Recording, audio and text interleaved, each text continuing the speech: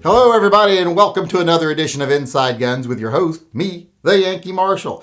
Today, I want to address some comments and some emails I've received based on a video I did yesterday, where I suggested that as we win more victories in the courts for the Second Amendment, and it becomes more and more evident that the antis are going to fail in their anti-gun quest, that we need to start reaching out and opening a dialogue with people on the left, especially people that could be won over to the Second Amendment side.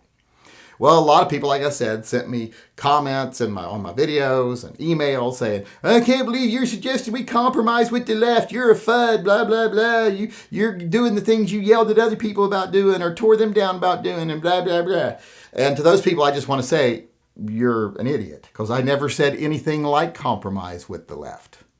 Never at any time did I say that. I said, as it becomes more and more obvious we're not going to need to compromise, we need to open a dialogue with people, especially those on the left that could be our allies, because not everyone on the left is anti-gun. If we opened a dialogue and said, hey, since it's going to becoming more and more apparent that you're not going to win your anti-gun battle, you're not going to take guns away from people, we need to come up with solutions to actual problems, actual solutions. That doesn't mean compromise. You can have dialogue without compromise. You can let them know right up front. Second Amendment is not going to be compromised. It's becoming more and more clear that we're going to have the courts on our side for that if we win this next case. But we still care about the issues of people losing their lives, so let's start talking about ways to actually stop that. Never said anything about compromising on the Second Amendment. You don't have to compromise to brainstorm or to come up with solutions or to try to come up with new ideas. In fact, once we take taking guns away off the table, or in any way infringing on our Second Amendment rights off the table, the left will be more and more forced to abandon the Bloombergs and the Feinsteins and the people who just want to ban guns and actually look for real solutions, because I like to believe that people on the left and the right both really do want to stop school shootings and mass murders and everything else like that. We want to stop people from misusing guns. We want to stop people from taking their own lives with guns. But the guns aren't the problem. And once the gun issue is taken off the table, we can have meaningful dialogue with people on the left about how to solve the actual problems. We come up with real solutions. That's got nothing to do with compromise. I have never suggested we compromise on this channel. I don't believe in compromise on the Second Amendment, even no more so than I believe in compromise on the First Amendment. And that's why one of the reasons it surprises me and it pisses me off so much when so many people in the gun community do believe in compromise on the First Amendment, when they say things like, hey, if these people are saying things I don't like, I don't care if National Guard attacks them from above. You know, I've put up with shit like that all last summer. People say, hey, we need to stop these protests before they get out of hand. We need to give the police the right to go in and break up these things. That's so anti-Constitution, I can't even reconcile it in my brain. So when people say shit like that, I'm like, you're a piece of shit. So believe me, I'm not someone who's willing to compromise on the Second Amendment, period. And I don't even have to tell you that. My record tells you that. When people even ask me questions like, hey, would you be willing to give up this if we got that for gun rights? I'm always like, I refuse to entertain that question, because that's not something I would even be okay with. Even if we gave up something small to get something big, I wouldn't be okay with it, because we're giving up something we should not be giving up to have something we should already have. That's not fair. That's like saying your neighbor comes over, steals your car, and says, I'll compromise, you give me your riding mower, I'll give you your car back. That's what the argument on gun rights has been like for the last 100 years almost. At least 50 years. Let's just say last 50 years. So I don't agree with compromise, because it's not really compromise. And that's why I don't agree with compromise. A lot of people are like, well, why are you no compromise? Wouldn't you be willing to give something? No. Because like I said, that analogy I just gave you with the car, that's what it's been like for years. So no, I am completely 100% no compromise. And just to have a conversation with people on the other side doesn't mean you have to compromise. It means you can walk into it saying, hey, let's talk as adult, rational people, come up with solutions to the actual problems that don't involve scapegoating and demonizing a tool so that people in political power can stay in power, and people who want to make money off of pretending they care can continue to make fortunes on both sides, pro and anti-gun. If we just cut that stuff out of the mix, we would make so much progress. It's kind of like how human civilization made very little progress scientifically as long as the church was in charge. And as soon as the church kind of lost favor and lost power, boom, science shot through the roof. We actually made achievements.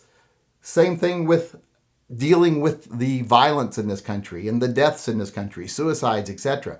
If we take that dogma of guns out of the equation, well, then we're free to come up with real solutions. And that's what I was saying yesterday. No compromise whatsoever. I'm totally 100% no compromise on the Second Amendment and the First Amendment, unlike a lot of gun people. So I don't know where you got that I was suggesting that we compromise, because I would never compromise. But I am, however, willing to actually have intelligent dialogue with the other side, hopefully win some of them over to our side, and at the very least come up with some real solutions to deal with the real problems we have in this country. All right, everybody, now I want to move on to my favorite part of the show, and that is, of course, gun talk. And today, I'm very excited about gun talk because I get to tell everybody something you probably already know, or maybe you don't if you don't follow things like this as closely as I do. But Beretta is now importing the Manhurin revolvers. And I've never known how to pronounce that name correctly. I've heard it pronounced Manhurin, Manhurin, Manurin, and I'm like, I don't know if I like the word Manurin for a gun, but I've heard it pronounced lots of different ways. Let's just call it Manhurin for now. The MR73s, they're going to be imported by Beretta now to an American market. These are awesome guns. Everyone knows I love Korth. And the way I try to describe the Manhurins to people when they ask me which one I like better is, if you're a lover of revolvers, you know there's always that debate between the rugged Rugers and the refined Smith & Wessons. Well, when you take it to the next level of like high-end firearms, it's kind of like the same argument between Korth and Manhurin. Manhurin is the rugged high-end gun that's just beautiful and, just a workhorse. And the Korths are the refined, super precise, blah, blah, blah. So it's kind of like Ruger versus Smith & Wesson, except Manhurin is the Ruger and Korth is the Smith & Wesson. That's the best way I can describe it. I love Korth. Korth's my favorite, just like I like Smith & Wesson better than Ruger, but Ruger's close second, and Manhurin is definitely a close second when you get up into the high-end guns. The gun is going to come in two different configurations. These guns are made in France, by the way. And it's going to come in two different configurations when it's imported. So it'll come in the Sport, which is a 5¼ inch barrel. That's going to be one for more like range use, competition shooting, things like that. Just an awesome gun. And then it comes in another model, which does not have the common name like the Sport. It's got a name called the Gendarmerie or something like that. I don't know how to say French words. That word to me just looks like it probably means I should be able to use whichever bathroom I choose. I think that's what that's French for. It's like, which bathroom? Question mark is what that means. But that is a 4-inch model. That's the one I would love to have. I want to have the 4-inch model of this. Now, they ain't giving these away. Their MSRP is around $3,000. But that's still quite a bit less than the $5,000 for the Korths. So if you're looking for a imported high-end revolver, this might be something for you if you want to save a little money. I definitely want to get one. Whether I'll be able to get one anytime soon is another question, availability-wise and being able to afford it wise. Although I'd be willing to sell some stuff to get one of these. Now, a lot of people are going to ask about that grip right off the bat. And I'm going to say, don't worry about that grip. You can get other grips for it. That grip there right there, though, if you're going to shoot this gun at the range, or anything like that, that grip is amazing. It allows you to get your hand up really high on the gun. It allows for you to really control that recoil a lot better. Give those grips a chance before you say nay to them, because the first time I ever shot them, I was like, ooh, these are ugly. And then I shot them and I'm like, these are awesome. So give them a chance, but if you don't like those grips, you can get other grips for these guns. I'm sure they will eventually come to the American market. I think you can get some of them already. But I just wanted to tell everyone that because I was very excited. Beretta will be importing the Manhurin guns. I can't wait to see them on the market. I hope I see one in the wild soon, because these are definitely something I'll be interested in getting one of. All right, everybody, I want to end the show today, as usual, with our viewer EDC of the day. And today we have Timothy S. Now, the reason I wanted to show Timothy here is because he's using a very unique method of carry, something I own one of, a Sneaky Pete holster. Now, this is basically a little pouch you carry on your belt. It kind of is like an attaché case almost on your belt, but it holds a gun. In this case, it's holding his Kimber Micro 9.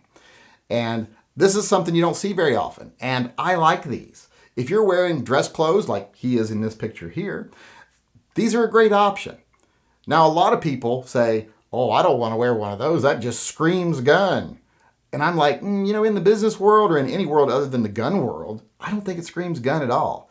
It screams PDA or whatever, or they carry their cell phone, or it's just like a man purse, because we live in a society where men carry purses now. So I think these are even more acceptable today than ever.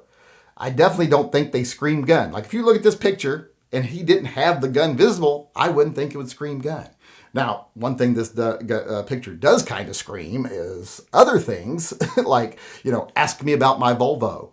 Or I've never had sex in any position other than missionary or with the lights on. But it doesn't scream gun. It screams a lot of things, but not that. In fact, it kind of looks like the Sears poster child for the gun owner on the go. I've never seen a picture look more Sears catalog than this one from one of my viewers. But I just wanted to show this because I think it is an awesome option here for people who have to wear dress clothes every day. And you don't really give a shit what other people think. You just want to be concealed and have your gun available on you. These are awesome. Now, this is a larger one. This was for the Micro 9. They make smaller ones for like LCPs, Rohrballs, etc. that are even less obtrusive. This one's a fairly large one, but still. In today's age where men carry packs and carry purses and carry bags and everything else, I think these are an awesome option for those of you that have very little other ways to carry. So I wanted to show it today. That is our viewer EDC of the day, Timothy S. with his Kimber Micro 9 in his Sneaky Pete holster. All right, everybody, that's our show for today. I hope you enjoyed it, and I hope you come back again tomorrow. Until then, I just want to sign off as usual by saying, as far as the state of the world today is concerned, it is what it is. It ain't that bad. It could be a lot worse, but it could also be better. But what things will be in the future if we continue to ignore the fearmongers and the profiteers, the people who want to make a lifetime income off of battling for or against our rights, if we ignore those people that want to manipulate us with fear and anger and do what's right and keep level heads about us, what things will be in the future for gun rights and the people who believe in freedom is a lot better.